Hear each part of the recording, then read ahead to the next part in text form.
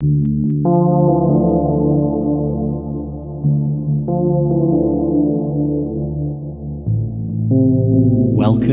to Nature Therapy Online.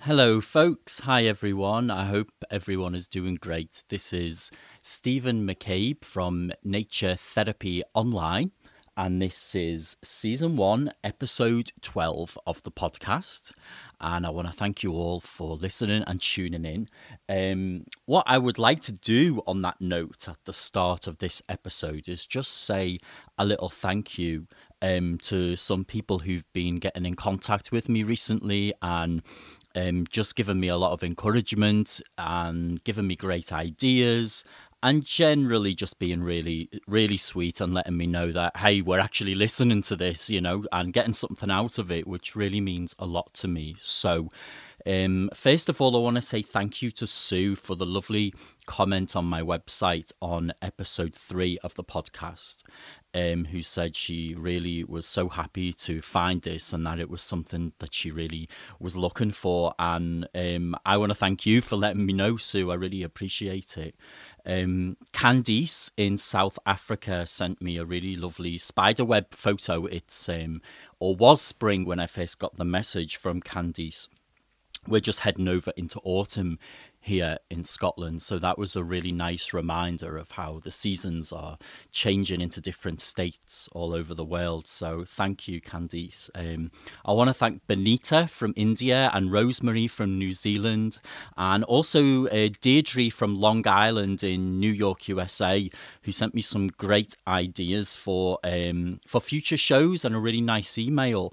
And one of those ideas I'm actually doing today, which is a podcast specifically on sound, but more specifically on bird sounds, and how the sound of birds really can be such a therapeutic activity just to listen to, but also how different birds sound. I know I've talked a lot about birds on the podcast already, because I think that they're such fascinating creatures, and I think we take them for granted so much, you know, and they're so diverse in what they do, you know, the sounds they make, how they fly, how they behave, how they look, you know.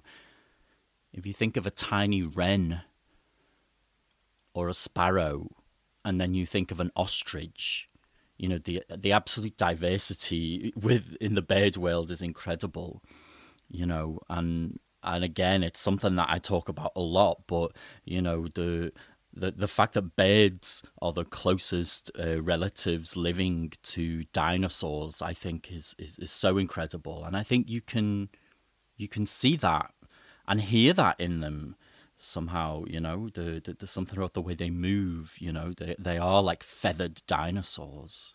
They're incredible. But this idea of Deirdre's for the podcast was to specifically focus on the sounds that birds make. And I think that was such a great idea. So it got me thinking about, you know, different sounds and how they bring up memories and feelings for us, and how diverse those memories and feelings and associations we might have could be. So I thought, for a little experiment on the podcast, what we could do is sit and listen to some different sounds together from completely different kinds of birds, and pay attention to what comes up for us as we're hearing. So not just, you know, enjoying the sound, but reflecting on it. And thinking about, well, hang on, you know, if these are the feelings that I get when I hear these birds now, then perhaps those feelings are coming up for us as we're just walking about and getting on with our lives and hearing birds getting on with their lives. You know, we're we're always being influenced by the sounds and the sights and the smells and whatever senses we use of nature and of what is going on around us. So I thought this could be a little, a therapeutic exercise, but also a little experiment for us as well to see how we're responding to different sounds. And one thing before I move on to starting this, just one little thought I want to share, or it's a theory that I would like to share. And that theory from some, I don't know if you would refer to them as scientists or historians or evolutionary scientists, whatever the term would be for people who come up with such theories. But it's believed by a lot of people that human beings first started to sing because they were imitating birds. So when, early humans actually saw, these creatures flying around us and just singing in the treetops, that we actually began to imitate them to begin the lifelong human love of singing and think how important that is to us. So I just wanted to reflect on that and give you that image, Maybe you want to sit with that image for a moment and just think how that might have been. What would those early humans, if indeed this was the case, what would those early humans have looked like trying to imitate birds?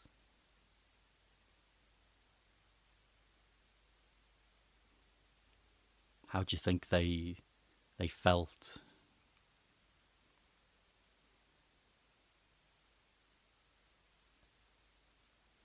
And just take a moment to reflect on, if this is true, just how much of our culture has been inspired by these incredible creatures and the sounds they make. So now, first of all, we're going to have the sound of a raven.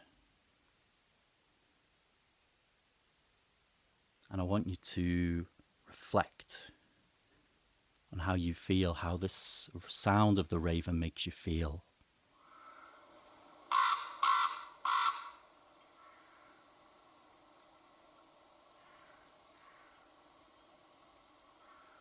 What feelings are there with this sound? Any memories, maybe?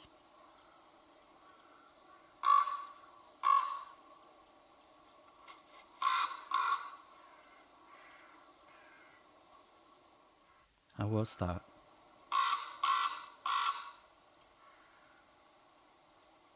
Are there any scenes that come into your mind when you hear the sound of a raven?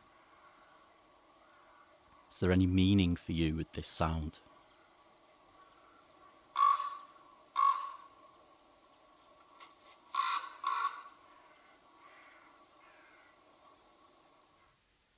And now I want us to shift to a blackbird.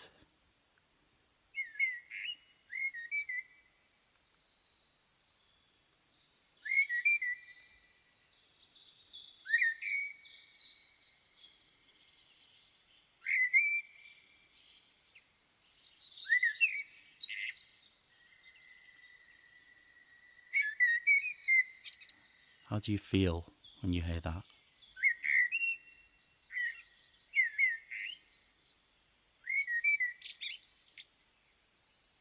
What kind of memories or scenes come into your mind? What associations do you have with the blackbird? How about this one?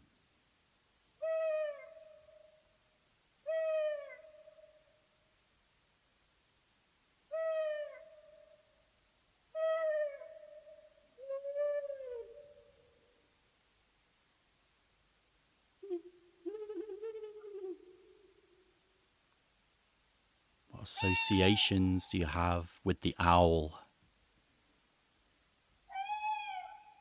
What feelings? What images come into your mind?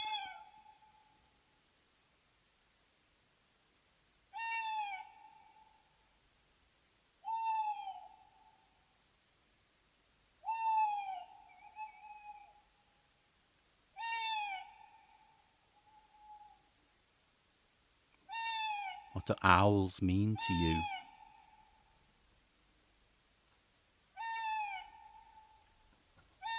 And here's our next bird, accompanied with some water sounds, as usual. It's the seagull, one of my favourites actually.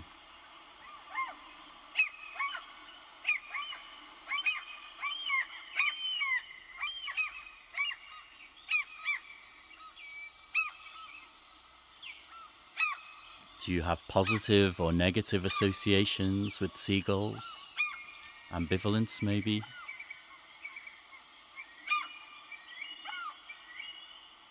Again, just take a moment to reflect on what you're experiencing when you hear this sound.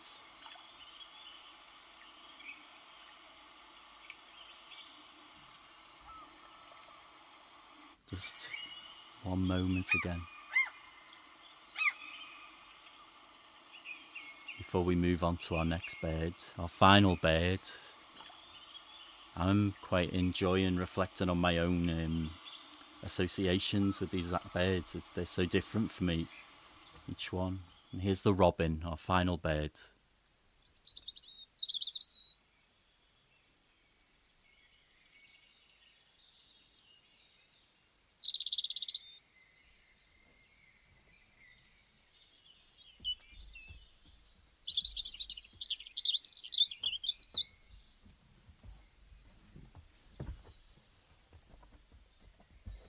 Don't worry about the scrambling, that's just my dog getting himself comfortable there.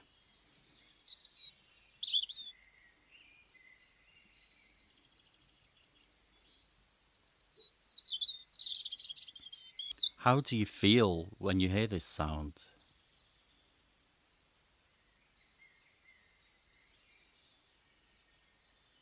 Do you have any associations with the robin?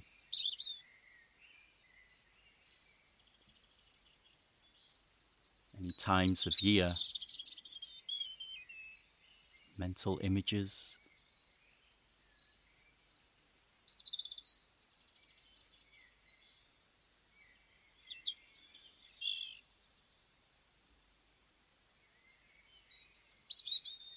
I'll just leave you with that sound for a moment.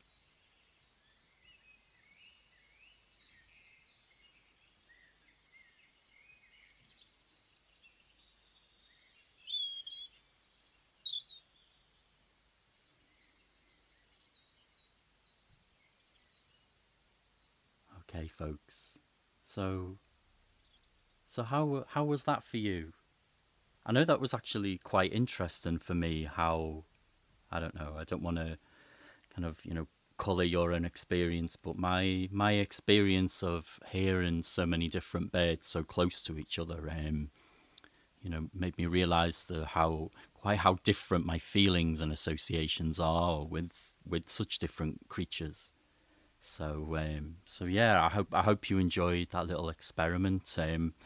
I certainly enjoyed myself anyway. That was quite fun. So thanks again to Deirdre in Long Island, New York, for suggesting that as a topic. And again, I would really encourage you as a listener to get in touch with me and give me ideas, because as we have done today, I really do use them and I want them and I value them. Nature is this incredible thing that we all experience in life, and we've all got different perspectives and ideas, so please share. So that's kind of bringing us up to the end of this episode, actually. So I've just got a few things I'd like to let you know about before I go. So on September the 27th, I'm running a free 2-hour online ecotherapy session via Google Meet. So over video call, everyone is welcome to join. It could be quite a small group. It could be quite a big group. It's totally free. And we're going to get together, talk a bit about how nature therapy works in an online context. And we're going to do some nature therapy exercises together online, which I'm putting together right now. And hopefully it should be really fun. So if you've had some, reservations maybe about nature therapy or ecotherapy and about doing it for yourself or about getting involved with it online, this will cost you nothing and you can come along and try it out. So if you want to find out more, it's from 3 until 5 p.m. UK time. And just go to Facebook and look for nature therapy courses, not nature therapy online, nature therapy courses, and you will find me there. Or you can drop me an email on the website and I can give you the link. That's Stephen with a PH at naturetherapyonline.net. And also in October, I'm going to be running an online course as a group. So some of you out there have already been getting involved with my online courses. So what I'm going to do in October is pull a group of people together and we will all do it as a unit. So if you're interested in that, go to naturecourses.info. Otherwise, just have a lovely time in the next week, and I hope that wherever you are, whether it's autumn or spring, whatever is going on with the weather and the seasons, that you give yourself some time to really enjoy nature this week and to connect with it in whatever way you can. So I'm sending green hugs out to you wherever you are in the world, and thanking you so much again for listening and for paying attention to nature and this podcast. So thanks very much and take care, folks. Bye bye.